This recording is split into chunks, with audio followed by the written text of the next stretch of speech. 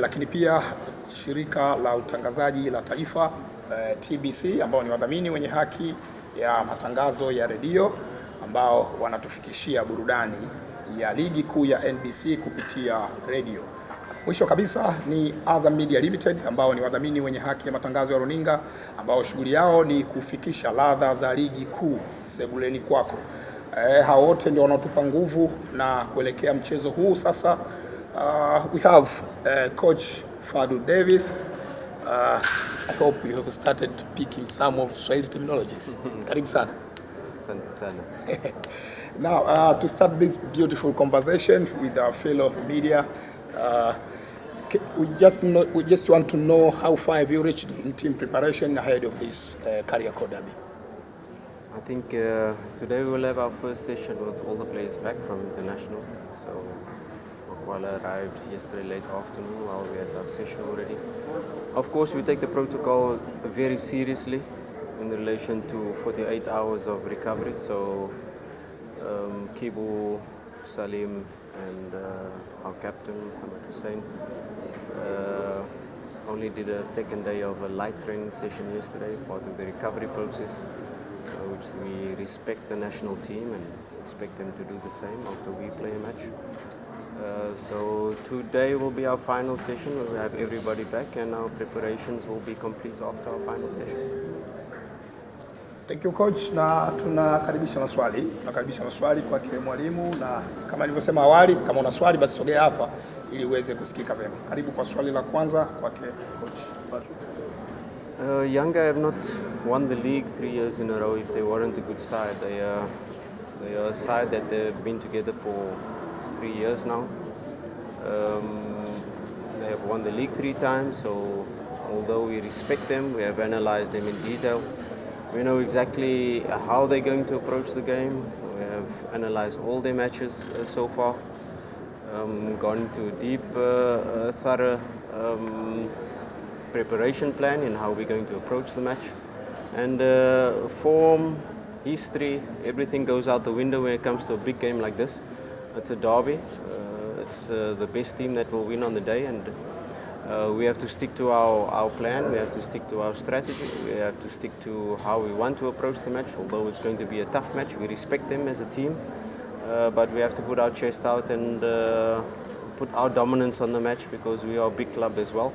We are Simba Sports Club, and although we're only 15 weeks into our project, there's so much more potential to come out of our squad, and we build every day to realize that potential. I think it's part of the process because Yanga had internationals away as well, so both teams faced a similar type of situation. It's your preparation, it's your pre-season, it's how you build and how you put the principles in. There are always some slight tweaks in relation to your game plan. Do you want to attack on the left more? Do you want to overload the right? Do you want to play through the center? Where are you going to press the opponent? Where are you going to drop the line or push the line up, line of confrontation in terms of a defensive aspect? But these are the details that you do as a coach in every match. You don't have your players, but these days with technology, with putting in these principles before, it's easy to say, to give these internationals that were away, to put them up to date in what you've been doing for the last 2 weeks. So it's quite easy to give them the information and the game plan, the tactical plan, the approach will be on the pitch, and once the whistle blows, the 90 minutes starts and we'll be ready. Swali la tatu. Yes.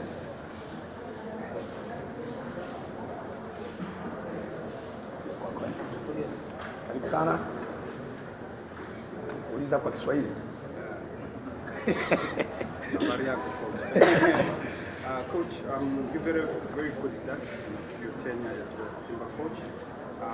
Does that give you a sense that this is a league that you can win? And going into tomorrow's game, do you get the sense that this is a game that I need to win if I want to win the league title? Yeah, it's an important match because both teams are vying for that top spot, and of course you always talk about these matches being like 6 pointers. So it's a match that will be significant in terms of the league race, but it won't decide the league race. There are still so many matches left after this, but we know how important this match is. not only because of the past, or let's say last season, the immediate past, us dropping 6 points. But we know the significance of this match and how it will impact. But of course, it's just another match of 90 minutes, and we can't put overemphasis on the match in relation to our players, because a lot of them are new to this derby. A lot of them don't know really what to expect, although they faced them in the Community Shield. This is the one that counts. This is the one that, with the league title, will have a significant impact. But we approach the match as normal. We will be hyped up. We will be ready. And once the 90 minutes start, that's when you'll see the dynamics of the match. Ya, swali la tatu hilo limetoka kwa wanahabari mwenzetu kutoka South Africa, kuwakilisha wanahabari kadhaa ambao wametoka nje ya Tanzania kwa ajili ya kufanya coverage kwenye mchezo huu wa dabi ya Kariakoo. Swali la 4, karibu sana.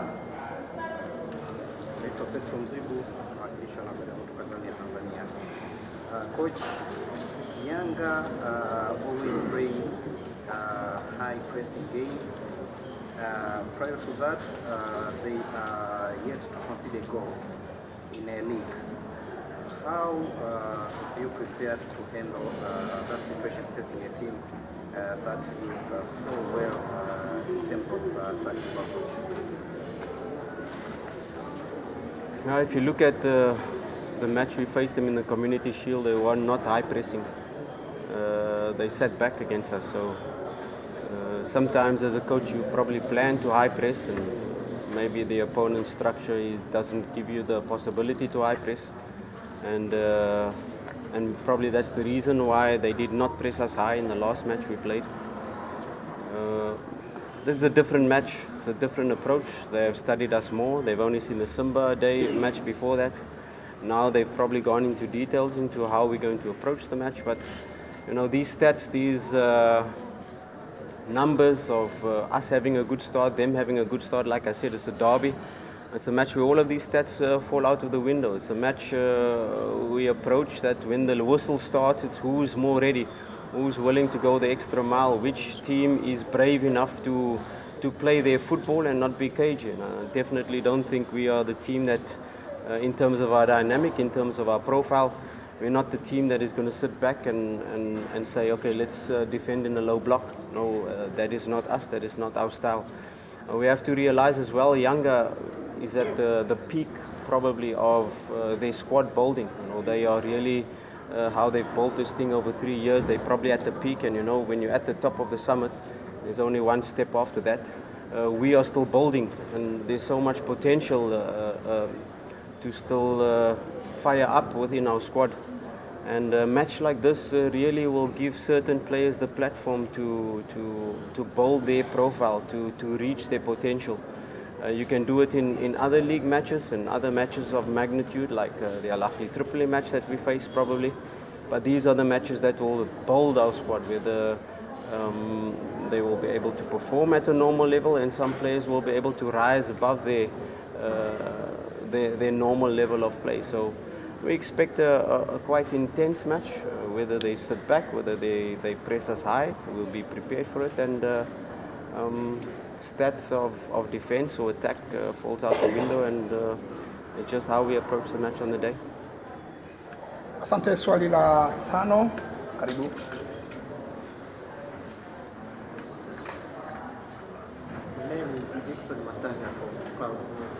Coach, the side has lost the 3 previous derbies. Does this create fear or pressure for following tomorrow's match? No, I think I've answered that question before, that history does not play a part in the match when we start the match, because if you can say our team is affected by that, we've got a whole new squad. If you take the starting lineup of the last seasons, we've got a whole new squad this season. We've got Shaba, Kapombe, that is seasoned professionals, Yassine that has been playing as well from the last season. The rest of the players are new to the derby, is not affected by the past. Of course, it's our job as a technical team to educate them into what's been happening in the recent years, what's been happening in the previous derbies, But like I said, it does not play a significant role. We have a new team, we have a new squad, we have a dynamic squad, and once the whistle starts, it will be a completely different game to the last derbies. That's for sure. Yeah, nitakaribisha bonus question moja kwa kuna ambaye hajauliza kabisa. Yes, karibu. My name is My question is, how do you prepare your players to the outcomes of this second time? I can say we always do it as a coach to prepare scenarios. What do you do if you go a goal up? What do you do if you go a goal behind? What do you do perhaps if you have 10 men? What do you do when the opponent has a man sent off him? A huge compliment to my team in the second leg of Al Ahly Tripoli. It's a similar match of magnitude. We're about to qualify for group stage, and you go a goal down against Al Ahly Tripoli, and now you have to score 2 goals in relation to the away goal. So these scenarios are well drilled into our team what to do in certain scenarios, in certain circumstances. So we are well prepared for the match. We don't know how it's going to start. The opponent comes with a plan, we come with a plan, and which team is able to dominate and enforce their plan onto the opponent and make them change. So that is the key to the start of the match, and of course as the match starts you will be able to manage the game from there. And we are prepared for all scenarios, all circumstances. Of course we know Yanga have changed their lineup constantly. They've changed formation in different matches, so we are well prepared and we know what to expect in different scenarios. Thank you, coach. You please exchange the seats so as you can hear from the Rastaman. Ya, tumemalizana na kocha Fadlu Davis na sasa tuende tukamsikilize Awesu ambaye amepewa jukumu zito la kuja kuwasemea wachezaji wenzake katika mkutano huu, na yeye kama ilivyo kwa kocha Fadlu atajibu maswali 5 plus 1 la bonus, lakini nikifurahi sana tunaweza tukaongeza bonus. Karibu sana Awesu, zungumzia maandalizi ya wachezaji kuelekea mchezo husika Simba Sports Club dhidi ya Yanga Sports Club ambao unakwenda kufanyika kwenye uwanja wa Benjamin Mkapa kesho kuanzia majira ya saa 11 jioni. Bismillahirrahmanirrahim. Assalamu alaikum jamii. Wachezaji kama wachezaji tumejiandaa vizuri na asilimia wachezaji wote waliosajiliwa katika kikosi cha Simba wako vizuri. Kwa hiyo tumejiandaa vizuri kwa mchezo wetu wa kesho. Asante Awesu, na sasa ni wakati wako kujibu maswali 5 kutoka kwa wanahabari. Karibuni kwa swali la kwanza. Sogea hapa karibu ili uweze kusikika na wale ambao wanatushuhudia kupitia Azam Media Limited. Naitwa Hassan Hamza kutoka Kawabi Media. Wapinzani wenu kwa asilimia kubwa bora sana eneo la katikati, kwa kutengeneza nafasi zao kwa katikati ili kupata magoli. Nyie kama kiungo mfanyia kazi kiasi gani swala hili na kuhakikisha kuwa mechi ya kesho inapata matokeo chanya dhidi yao? Nadhani hilo ni jukumu la mwalimu na ameliona, nadhani kwa kama ameliona, siongelee viungo, timu kama timu, kwa sababu mwisho wa siku ni timu kwa ujumla. Timu kama timu tumejiandaa vizuri na kila sehemu tumeifanyia kazi, kwa hivyo. Asante kwa majibu ya swali la kwanza, na sasa nikaribisha swali la pili. Okay. Awesu, mnakwenda kwenye mchezo mkubwa dabi.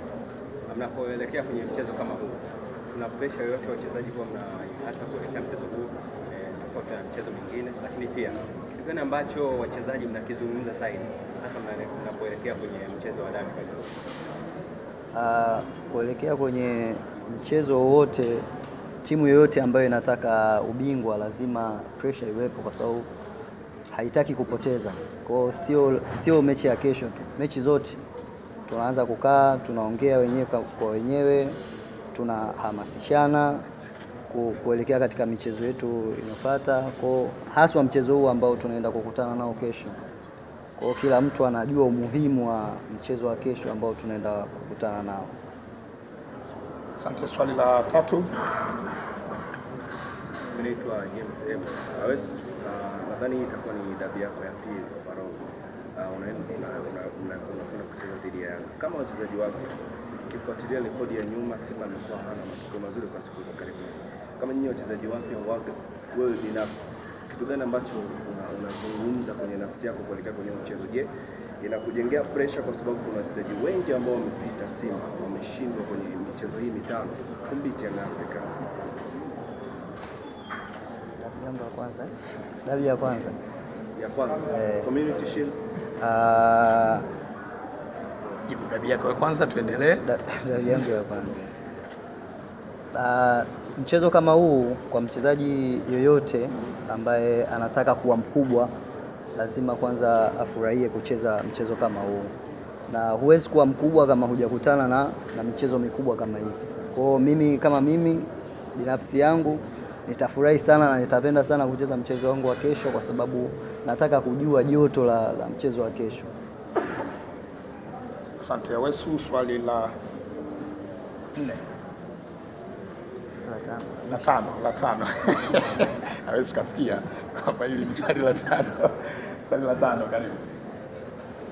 Asante Awesu, umezungumza hapa namna ambavyo unatamani kucheza mchezo wa kesho, lakini wewe umehamasisha vipi kocha wako kuanza cha mazoezi ili kuwepo kwenye mchezo wa kesho kwenye first 11?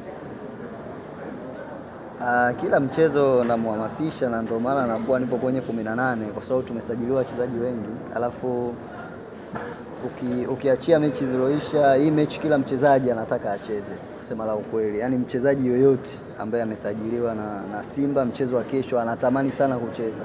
Sio peke yangu ninasema hivi, kila mtu anataka kucheza. Kwa mazoezini anaona mwalimu kitu gani ambacho yeye anataka kukiandaa, na anajua mtu gani ambaye anataka kumtumia katika mchezo wa kesho. Naweza kutamani vile vile, lakini mwalimu nisiwepo katika picha kucheza. Kwa hiyo chochote kinaweza kutokea. Sawa, Awesu anakaribisha swali la nyongeza ama la bonus ambaye hajauliza. Kuna ambaye hajauliza swali hapa na anatamani kuuliza swali. Karibu. Awesu, katika mchezo wa dabi kuna wachezaji ambao wanacheza mbali huwa wanaanza kuimbwa kuanzia hapo, lakini kwa mchezo ambao kuna baadhi ya wachezaji huwa wanaanza kutengeneza taswira mbaya ya hapo. Kwa upande wako umejiandaa vipi kisaikolojia pindi ambapo katika mchezo wa kesho ikitokea kimoja wapo na hivi ambavyo mimi kama mimi nimejiandaa vizuri kwanza, alafu hakuna mchezaji yoyote ambaye anaenda kwenye mchezo anasema anaenda kushindwa. Kwa hiyo kila mtu anajiandaa vizuri ili akashinde huo mchezo. Mimi binafsi chochote ambacho nitakutana nacho nitatoa kile kitu ambacho niko nacho. Kwa hiyo Mwenyezi Mungu akijalia, siku yangu ikiwa nzuri nitafurahi zaidi, siku yangu ikiwa mbaya nitajirekebisha ili kuelekea michezo mingine. Asante sana Awesu. Asante coach Fadlu. Tunawatakia mchezo mwema. Asante. Tumemaliza sehemu ya kwanza ya mkutano wetu kuelekea mchezo namba 64, dabi ya Kariakoo, Simba Sports Club dhidi ya Yanga Sports Club, mchezo ambao unakwenda kufanyika kwenye uwanja wa Benjamin Mkapa kesho kuanzia majira ya saa 11 jioni.